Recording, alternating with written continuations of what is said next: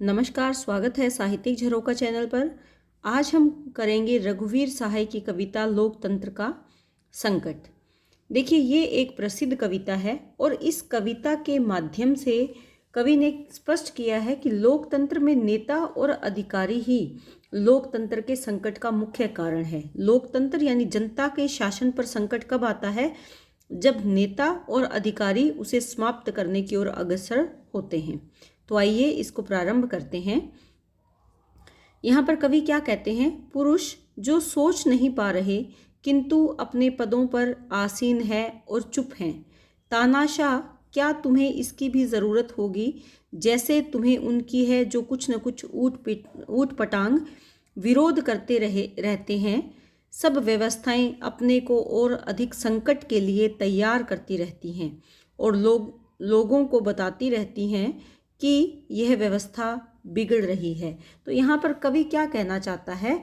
लोकतांत्रिक व्यवस्था में जो बढ़ती हुई अव्यवस्था है उस पर इस कविता के माध्यम से व्यंग्य किया गया है। और वो क्या कहते हैं कि पुरुष यानी व्यक्ति जो सोच नहीं पा रहा है। कौन नहीं सोचता? वो व्यक्ति नहीं सोचते जो पदों पर आसीन है, जो नेता है, अधिकारी है या लोकतंत्र में किसी न किसी पद पर विराजमान है।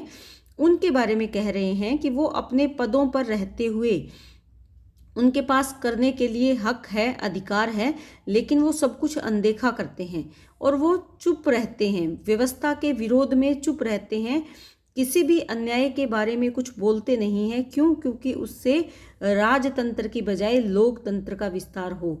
लेकिन उसमें फ़ायदा किसका है? लोगों का फ़ायदा है। जो पद पर आसीन है, आसीन यानी विराजमान है, और जो इस व्यवस्था के अंग हैं वो चुप क्यों रहते हैं? ताकि राजतंत्र को स्थापित किया जा सके। इसी विचार के कारण जो उच्च अधिकारी है या नेता है वो लोकतांत्रिक व्यवस्था को बिगाड़ने के उसमें पक्षधर हैं और वो राजतंत्र को स्थापित करने के पक्ष में रहते हैं। तानाशाह, तानाशाह यानी जो तानाशाही रूप में अपना शासन चलाए। तो कवि क्या व्यंग्य कर रहा है कि तानाशाह, क्या तुम्हें इसकी भी ज़रूरत होगी? बताना चाहते हैं कि ऐसे लोगों की क्या तानाशाह को उसी प्रकार आवश्यकता होती है जिस प्रकार उन्हें किन्हीं बिना बात का विरोध करने वालों लोगों की होती है। जैसे तुम्हें उनकी है जो कुछ न कुछ ऊट पटांग विरोध करते रहते हैं। देखिए, जो तानाशाह होगा वो उनका हमेशा समर्थक रहेगा जो बिना बात का विरोध करते हैं। उनके समर्थक नहीं हैं जो लोकतंत्र के पक्षधर हैं या लोकतंत्र स्थापित करना चाहते हैं। जो ऊट पटांग विरोध करते हैं, जिनका कोई आधार नहीं है विरोध करने का, वो तानाशाह के प्रिय रहते हैं। क्यों? क्योंकि वो उसकी शासन और सत्ता को बनाए रखने में सहायक सिद्ध होते हैं। सब व्यवस्थाएं अपने को और अधिक संकट के लिए तैयार करती रहती हैं। और यहाँ पर क्या कहना चाहते हैं कि जो व्यवस्थाएं हैं, कौन सी व्यवस्थाएं? जो लोकतांत्रिक व्यवस्था है वो अपने आप को आने वाले समय में और अधिक संकट के लिए वो तैयार कर लेती हैं। क्योंकि जगह जगह बार बार बिना मतलब का विरोध होता है, यानी वो लोकतंत्र के लिए संकट है। और जो सारी व्यवस्थाएं हैं वो उस संकट के लिए अपने को तैयार करती हैं और लोगों को बताती रहती हैं कि ये व्यवस्था बिगड़ रही है। वो उसे सुधार करने का प्रयास नहीं करती, बल्कि वो लोगों को बताती है कि लोकतांत्रिक व्यवस्था बिगड़ रही है। क्यों बिगड़ रही है और कैसे उसका समाधान किया जाए, उस पर किसी प्रकार का कार्य नहीं किया जाता। किन के द्वारा नहीं किया जाता? जो पदों पर आसीन है उन लोगों के लिए। क्यों? क्योंकि वो चुप है। इसीलिए चुप है क्योंकि वो इस व्यवस्था को बिगाड़ने के पक्ष में रहते हैं। आगे कवि क्या कहते हैं?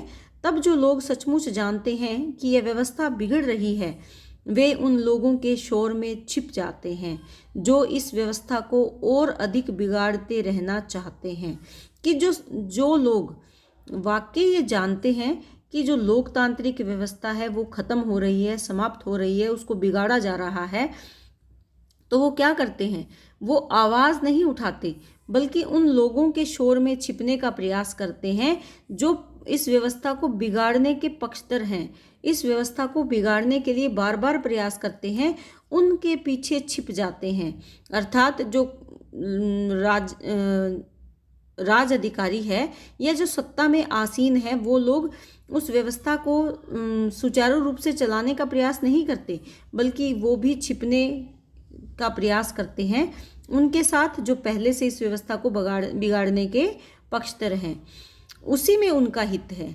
और कारण भी तो यही है, मुख्य कारण वर्तमान समय में भी, कि अपने हित को साधने के लिए लोकतंत्र को समाप्त कर दो। लोकतंत्र अगर होगा तो प्रश्न उठेंगे तो व्यवस्थाओं में परिवर्तन होगा।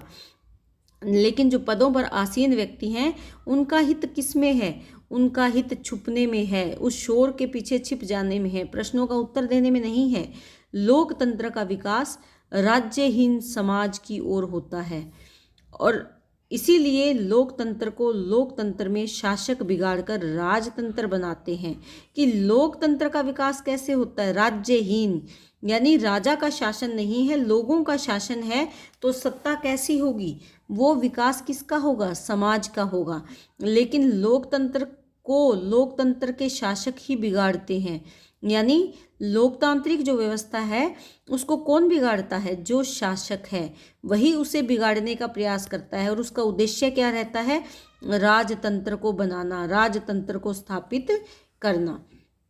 तो इस कविता के माध्यम से कवि क्या बताना चाहते हैं कि जो लोकतंत्र की अव्यवस्था का कारण है वो लोकतंत्र के नेता ही हैं। लोकतंत्र में हम जिन नेताओं को चुनकर सत्ता पर आसीन करते हैं वही नेता है जो हमारी लोकतांत्रिक व्यवस्था को समाप्त करके राजतंत्र स्थापित करने के पक्ष में लगे रहते हैं।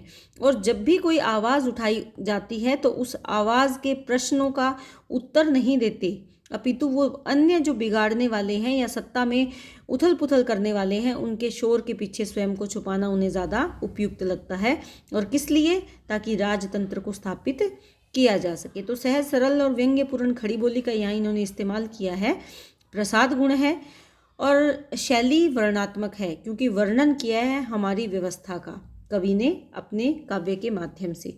यहाँ पर कवि ने किसी ज्ञात्मकता और लयात्मकता का ध्यान नहीं रखा, अपितु अपने भावों को अभिव्यक्त करने पर ज़्यादा ध्यान कवि ने दिया है। क्यों? क्योंकि ये समकालीन कवि हैं, आधुनिक युग के कवि हैं। और आधुनिक काल का जो काव्य है वो कैसा है? जनता का काव्य है। जनता की मानसिक प्रवृत्तियों, जनता की सामाजिक जो विशेषताएं हैं या जनता में जो वो दुख दर्द हृदय से महसूस करते हैं, उन्हीं सब बातों को कवि ने अपने काव्य में स्पष्ट करने का प्रयास किया है।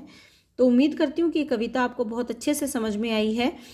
मैं अन्य कविताओं के जो लिंक है वो डिस्क्रिप्शन बॉक्स में डाल दूंगी। इसके साथ साथ मेरा जो टेलीग्राम ग्रुप है उसका लिंक भी मैं डिस्क्रिप्शन बॉक्स में डाल दूंगी, तो आप उसके माध्यम से मुझसे जुड़ सकते हैं और अपने प्रश्नों का उत्तर भी हम वहाँ ढूंढ सकते हैं। बहुत बहुत धन्यवाद।